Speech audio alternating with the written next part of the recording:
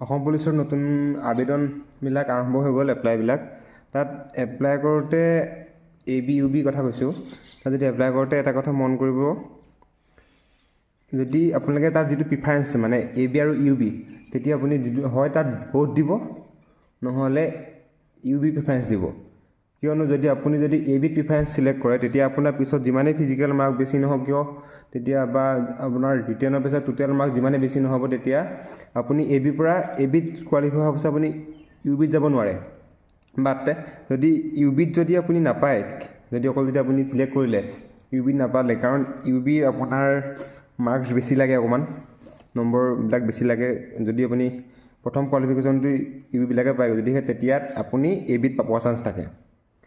এইটো অকল সেই যিবিলাক হাই ছেকেণ্ডেৰী পাছবিলাকৰ ক্ষেত্ৰতহে প্ৰযোজ্য হ'ব। যিবিলাক অকল মেট্ৰিক পাছ আছে তেওঁলোকৰ বাবেতো নহ'ব, তেওঁলোকে অকল ABহে পাৰিব এপ্লাই কৰিবলৈ। আৰু যদি হাই ছেকেণ্ডেৰী পাছ আছে তেতিয়া AB UB দুইটা পাৰিব এপ্লাই কৰিবলৈ। ঠিক আছে, হেৰি এপ্লাই যেতিয়াবিলাক কৰোঁতে মন কৰিব এই কথাটো, নহ'লে পিছত মানে মোৰ লগত এবাৰ যোৱাবাৰ আমাৰ লগত যেতিয়া পাইছিলে তেতিয়া প্ৰব্লেমটো আমি পাইছিলোঁ। মোৰ লগৰ এজনে বহুত হাই 78 মান পাই পেলাই, কিন্তু তেওঁ ABত প্ৰিফাৰেঞ্চ দিয়াৰ কাৰণে UBত আহিবলৈ নোৱাৰিলে।